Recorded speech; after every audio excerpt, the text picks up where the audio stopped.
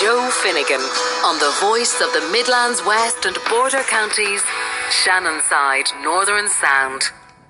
Yes, indeed. Shannonside Northern Sound it is. This is Noel D. Walsh standing in for Joe Finnegan for this week. Now, we're heading abroad for our next topic. In Bogota, in Colombia, is one Brendan Corrigan. Good morning to you, Brendan. Good morning, Mr. Noel D. Walsh. And, there's only one man. Well, you and Joe Finnegan, about the only two people that would get me up at this hour in the morning to come on the JF show. You're sitting in or standing in, Noel? I hope you're sitting in. I'm sitting in, or I'm sitting in. I'm sitting in for this week. That's it, indeed. So come here to me. You're obviously ex-Shannonside Northern Sound. You're from Lissacull in County Roscommon.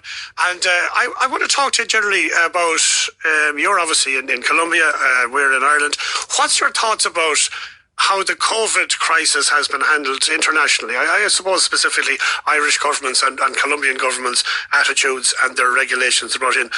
What's your take on it now after 2 years? Yeah, well, as you said, just about 2 years. The word that comes to my mind off the top of my head with this, and it'll be no surprise to any regular readers of my blog, has been disproportionate. And I obviously want us to be very careful with how they go about this, because obviously the COVID has affected many people's lives in various ways, both the infection itself and then the measures that were introduced and have been introduced to try and curtail it. But for the vast majority of people, it's an infection that thankfully isn't going to affect them that badly. And we can be thankful for that, as I said, because, as pandemics go, it probably ranges in outside the top 20 in terms of global pandemics that we've had throughout history. So disproportionate would be my word to use on that. From a Colombian perspective, they've had to be smart. And I was on with Ann Norris, when she was sitting in for Joe Finnegan last year, and we talked about this. There's the kind of theory and there's the practice. When you're in a middle-income nation as Colombia is, or low-income in other sectors, it's kind of got the three words in one in many respects. You have to be practical about it. Working from home is just not an option for a lot of people, so they have to get out and go about their work. Now, obviously, a lot has happened since I last spoke about this, about 8 months ago, 9 months ago. The vaccine rollout and things like that. The arrival of Omicron, which might be seen as actually some sort of a godsend if it is milder and would mean that we get to that magical term of herd immunity. So here in Colombia, it's kind of more or less open doors internally. If you wanted to fly into the country and you're unvaccinated as a tourist, that's next to impossible.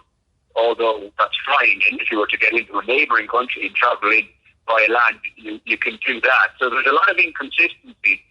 And again, to go into all of that kind of stuff, Noel, this is one of the things that it has annoyed me, and not just me, and a lot of commentators, the contradictory measures that we've seen, and one rule for certain people and another rule for others. We see it with Novak Djokovic in the tennis now, whether that will go ahead or not. I see the Australian Prime Minister Scott Morrison calling for him not to go to Australia. But there's been all this inconsistency, kind of the haves and the have-nots. So to me, it's been very frustrating. It brought out the worst in many ways of human behaviour, and all in a mentality of fear that's been produced. If we recall back in the early days, and I believe the British government has documents on this, and you could say it was replicated around the world, that they were concerned that people weren't taking it that seriously. And I recall in the early days, the World Health Organization in January, February of 2020 saying, look, it's nothing to get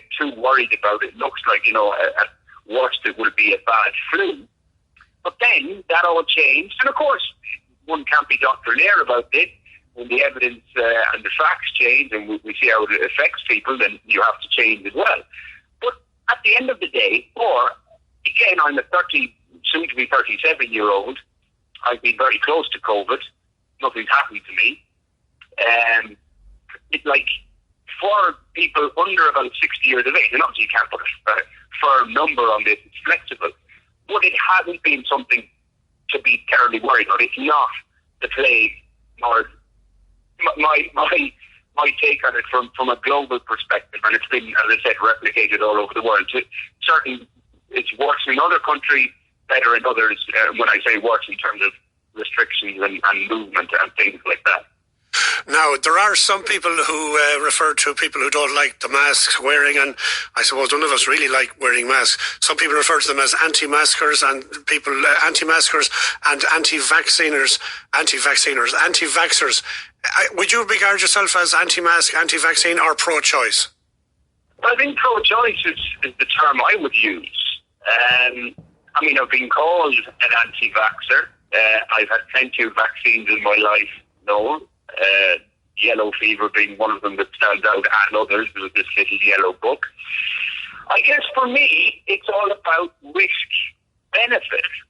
And I've had lots of debates about this with various people, Noel. And it's not that I'm going into rabbit holes or entering rabbit holes and stuff like that on the internet. I've spoken to the epidemiologist Larry Brilliant via Twitter, who very much would be calling for mass inoculation against COVID-19. And I suggest, what about this T-cell immunity? There's a study from the University College of London, which in the early days of the pandemic singled out highly vulnerable staff in the NHS and other staff who were working in vulnerable areas who had to go out to work.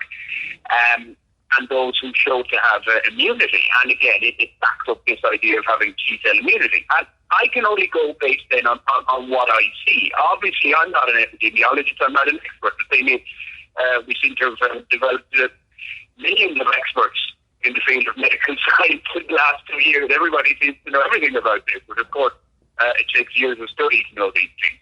But I can only go what I witnessed then.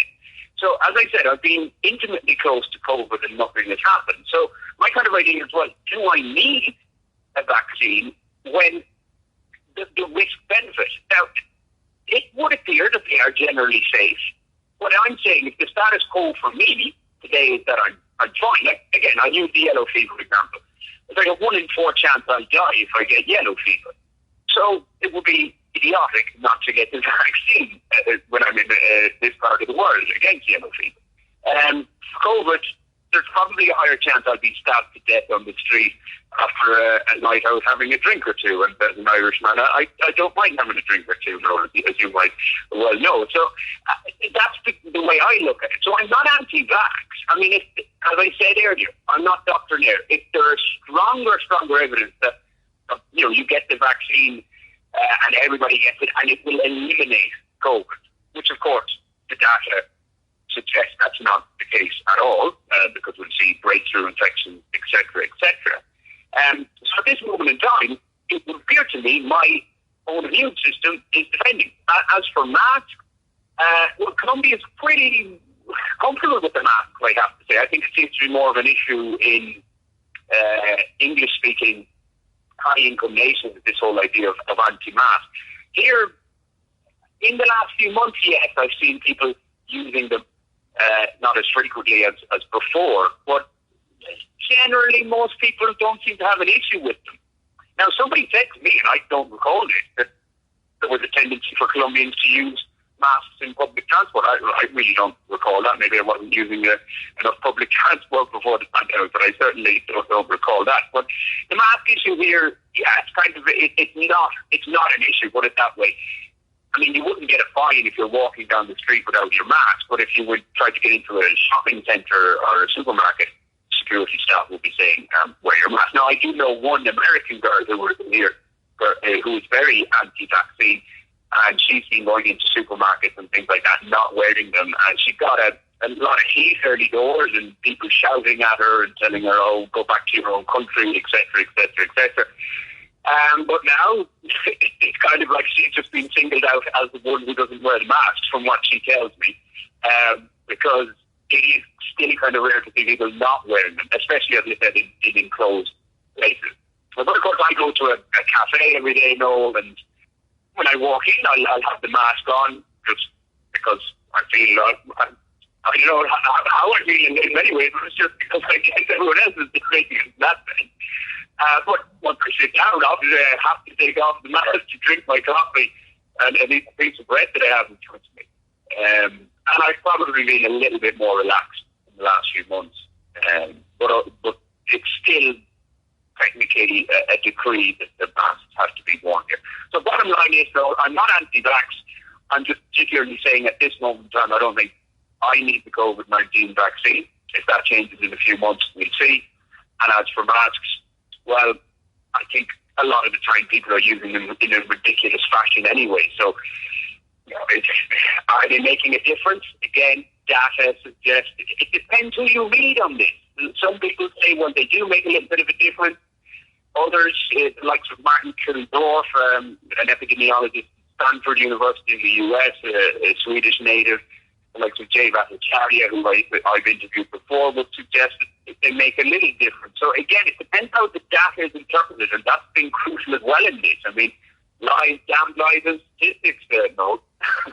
Absolutely, indeed, Brendan. And before I let you go, what's your own thoughts on how you think? I know how you hope it'll go like the rest of us, but how do you think it'll go over 2022? Do you think it'll kind of end, as it were, or do you think we'll learn to live with it, or that hopefully that this time next year that we will not be talking about this topic?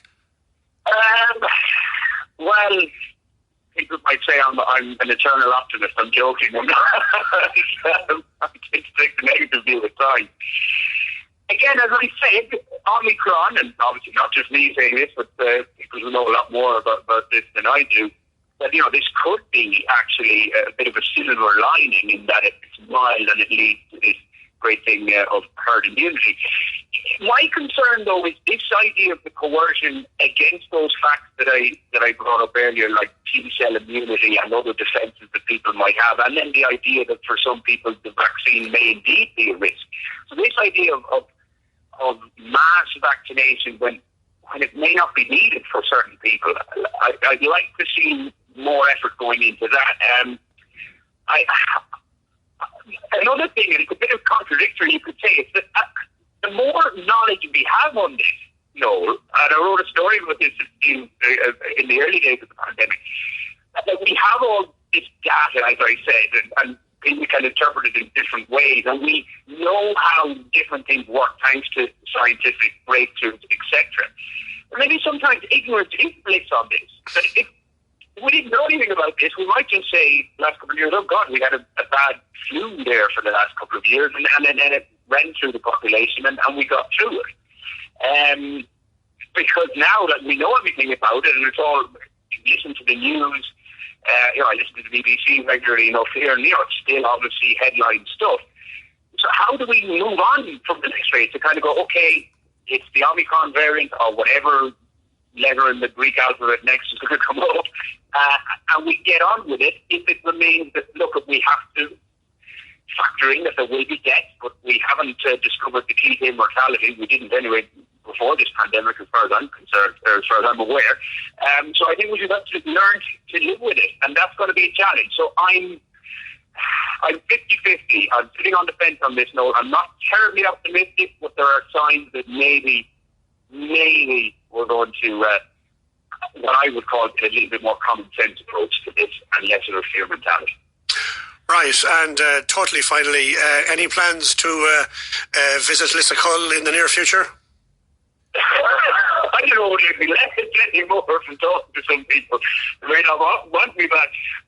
No, I would like to get back to Ireland this year, 2022. The last time I was home was September, October 2018, so it's well over 3 years now, so the longest stint I've ever been out of the homeland.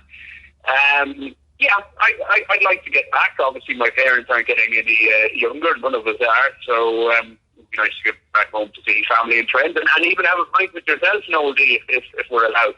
So I'd like to think I can, but we'll see how the next few months go. Brendan Corrigan in Bogota and Colombia, thanks a million as usual for joining us on Shannonside Northern Sound this morning. Cheers, Noel.